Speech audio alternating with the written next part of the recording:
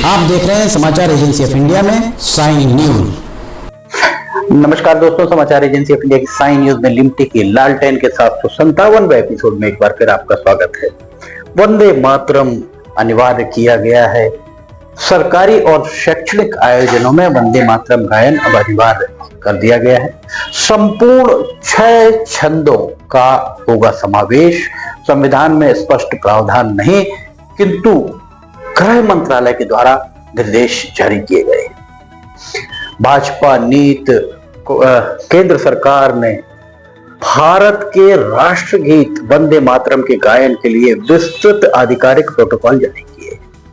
इन दिशा निर्देशों में स्पष्ट किया गया है कि सरकारी और सार्वजनिक समारोहों में इसे किस प्रकार और किन अवसरों पर प्रस्तुत किया जाएगा। साथ ही राष्ट्रगीत के दौरान उपस्थित जन समूह के आचरण और मर्यादा को लेकर भी मार्गदर्शन दिया गया है। केंद्रीय गृह मंत्रालय द्वारा जारी इन निर्देशों का उद्देश्य देश भर में सार्वजनिक तथा औपचारिक आयोजनों में राष्ट्रगीत की गरिमा और औपचारिक भूमिका को सुदृढ़ मजबूत करना है। विशेष रूप से राजकीय समारोहों और संस्थागत कार्यक्रमों में इसका पालन करने पर बल दिया गया है। निर्देशों के अनुसार वंदे मातरम का आधिकारिक पूर्ण संस्करण, जिसमें 6 छंद स्टेंजेस शामिल हैं, जिसकी कुल अवधि 3 मिनट 10 सेकंड है, प्रमुख राजकीय अवसरों पर प्रस्तुत किया जाएगा। इसमें राष्ट्रीय ध्वजारोहण, राष्ट्रपति और राज्यपालों के औपचारिक आगमन, प्रस्थान समारोह तथा उनके निर्धारित संबोधनों से पूर्व और पश्चात आयोजित कार्यक्रमों में इसे शामिल किया गया। वंदे मातरम केवल एक गीत नहीं, बल्कि भारतीय स्वतंत्रता संग्राम की वह हुंकार है जिसने अंग्रेजी शासन की नींव हिलाकर रख दी थी। बंकिम चंद्र चट्टोपाध्याय द्वारा रचित यह गीत औपनिवेशिक सत्ता के विरुद्ध संघर्ष का प्रतीक बना। आइए इसके लगभग 150 वर्षों के इतिहास, रचना प्रक्रिया और इससे जुड़े महत्वपूर्ण प्रसंगों पर एक दृष्टि डालते हैं। माफ कीजिएगा।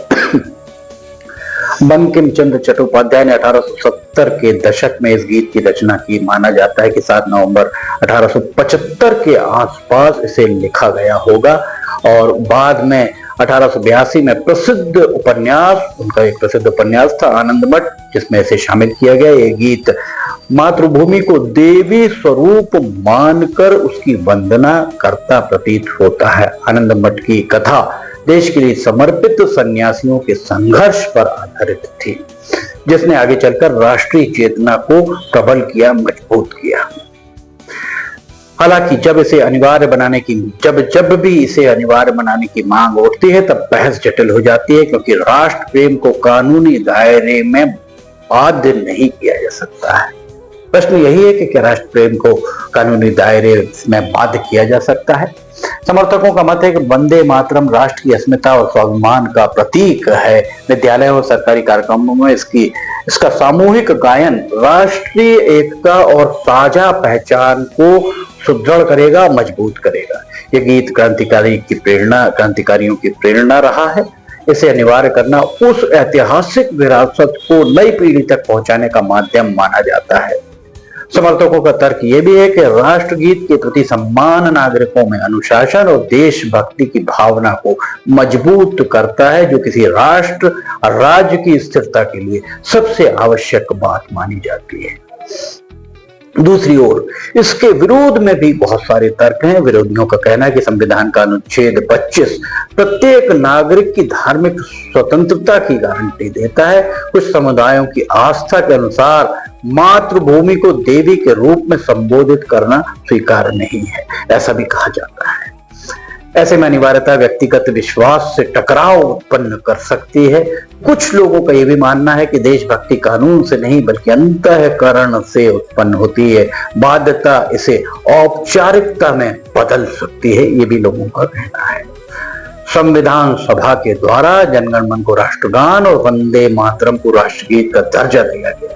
परंतु इसे इसके गायन को लेकर कोई कानूनी अनिवार्यता निर्धारित नहीं की गई थी संविधान सभा के द्वारा। ये निर्णय भारत के बहुलतावादी संरचना और विधिक सांस्कृतिक भावनाओं को ध्यान में रखकर लिया गया था। अनिवार्यता का प्रश्न प्रायः राजनीतिक ध्रुवीकरण को जन्म देता है, जिससे संवाद की बजाय आरोप प्रत्यारोप बढ़ सकते हैं। इसलिए इसको अनिवार्य करने के पहले इस पर एक खुली बहस का आयोजन होना चाहिए था। स्वतंत्रता आंदोलन में इसकी भूमिका बहुत महत्वपूर्ण रही, इस बात से इनकार नहीं किया जा सकता है।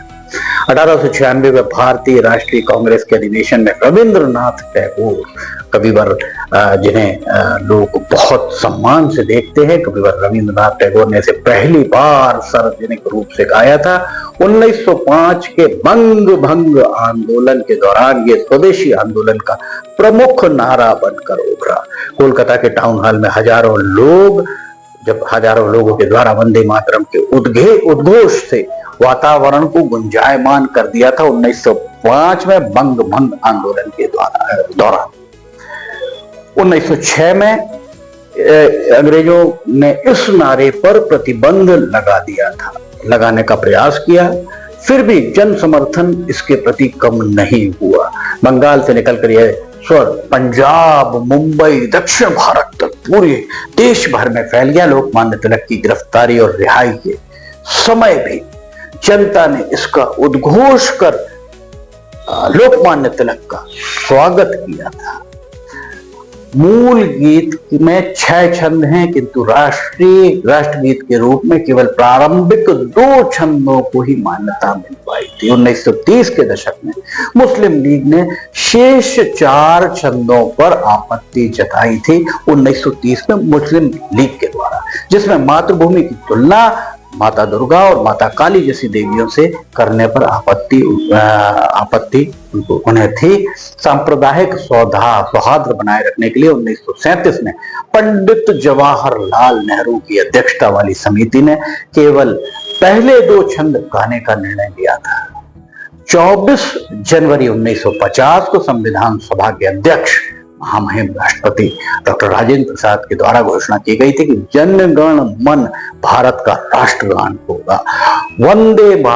वंदे मातरम को राष्ट्रगीत का सम्मान उनके द्वारा दिया गया। उन्होंने कहा था कि इसे राष्ट्रगीत का सम्मान दिया जाए क्योंकि स्वतंत्रता संग्राम में इसकी ऐतिहासिक भूमिका रही है। वास्तविक प्रश्न यही है कि वंदे मातरम का सम्मान हो या सम्मान ना हो, सम्मान निर्विवादित है, सम्मान होना चाहिए। प्रश्न ये वाला है तो सम्मान राष्ट्रगीत, राष्ट्रगान, वंदे मातरम का पूरी तरह होना चाहिए। प्रश्न यही है कि क्या उस सम्मान को कानूनी बाध्यता में बदला जाना चाहिए। भारत की शक्ति उसकी विविधता में निहित है। यहाँ राष्ट्र प्रेम की अभिव्यक्ति अनेक रूपों में होती है। कोई वंदे मातरम कहकर, कोई जय हिंद के उद्घोष के साथ, कोई सेवा और कर्म के माध्यम से राष्ट्रभक्ति करता नजर आता है। लोकतंत्र में परिपक्वता, लोकतंत्र की परिपक्वता इसी में है कि वह इन सभी अभिव्यक्तियों को स्थान दे। वंदे मातरम भारतीय इतिहास का गौरवशाली अध्याय है। इसे अनिवार्य बनाने की बहस हमें सोचने पर विवश करती है कि राष्ट्रभक्ति आदेश से उत्पन्न हो या आत्म स्वीकृति से। संभवतः बेहतर यही होगा कि वंदे मातरम प्रेरणा और सम्मान का प्रतीक बना रहे, न कि विधिक बाध्यता का विषय, क्योंकि सच्ची देशभक्ति वही है जो हृदय से उपजे, बाध्यता से नहीं। ये वंदे मातरम के संबंध में अभी जो हाल में ही 11 फरवरी को जो स्थितियां थी वो हमने आपको बताई। समाचार एजेंसी ऑफ इंडिया की साई न्यूज में लिमटी की लालटेन के 757वें एपिसोड में फिलहाल इतना ही। अगर आपको समाचार एजेंसी ऑफ इंडिया की साई न्यूज में लिमटी की लालटेन अन्य खबरें पसंद आ रही हो तो आप इन्हें लाइक, सब्सक्राइब, शेयर जरूर कीजिएगा। समाचार एजेंसी ऑफ इंडिया के सहयोगी अखिलेश दुबे के साथ लिमटी की लालटेन का 758वां एपिसोड लेकर बहुत जल्द हाजिर होंगे। फिलहाल आपसे इजाजत लेना चाहेंगे। जय हिंद।